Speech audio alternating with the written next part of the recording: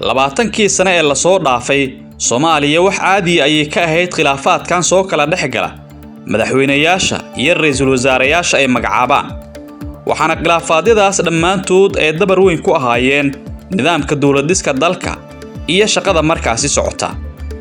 laga soo bilaabo sanadkii 2000 ilaa iyo maanta uu la joogo 2022 waxa Soomaaliya soo maray ilaa iyo 5 madaxweyne oo kala ah 1 Cabdiqaasim Salaad Xasan 2 Cabdullaahi Yuusuf Axmed 3 Shariif Sheekh Axmed 4 Xasan Sheekh Maxamuud 5 iyo Maxamed Cabdullaahi Farmaajo oo hadda jooga wali xafiiska madaxweynaha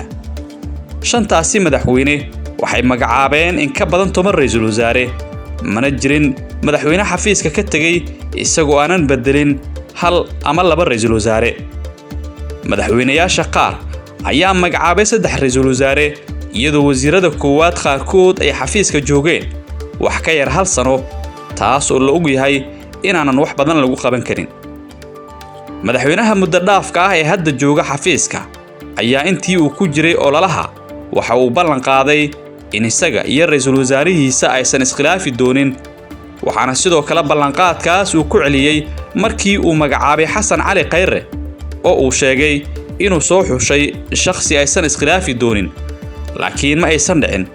waxaana la ogaa abaabul xilka ciirina oo ay soo qaban qaabisay madaxtooyada in lagu riday Xasan Cali Khayre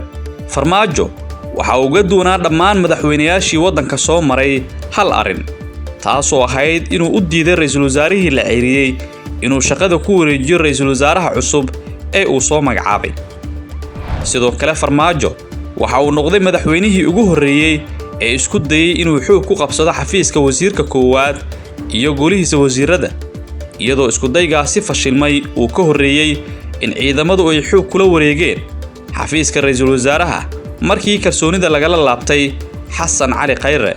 haddaba maxaa sababa khilaafaadka madaxweynayaasha iyo ra'iisul wasaarayaasha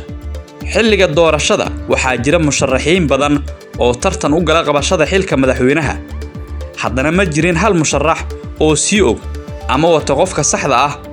ee marka uu xilka qabto u noqonayo wasiirkiisa koowaad si uu u helo qof ay isfahamsan yihiin oo ay wada shaqayn karaan musharaxiinta qaarkood ayaa gorgortan xoog leh ku gala xilliga doorashada ballanqaadka cidda ama qofka ay siinayaan ra'iisul wasaaraha si ay u helaan codadka xildhibaanada siyaasiyiinta qaar ayaan ka soo xiganay inaysan jirin ama aysan badnayn indana horumarineed shaqo ama dawladeed ay isaga hor imaadaan madaxda qaranka waxaana inta badan isku dhacooda keena dana shakhsi ah oo iyaga u gaara waxyaabaha inta badan la isku qabto waxaa ka mid ah dana dhaqaale damac siyaasadeed iyo dana kooxeed oo noqon karta mid dibadeed iyo gudaha intaba isla xisaabtanka dawladnimada hufnaan la'aanta danaha shakhsiga ah iyo shaqada mas'uuliyiinta loo igmaday iyo hay'adaha sharciga oo aanan wali ka madax bannaanayn siyaasadda ayaa loo arkaa inay sabab u yihiin dib u dhaca dawladeed oo ay sababaan khilaafaadada macna la'aanta ah ee soo laalaabta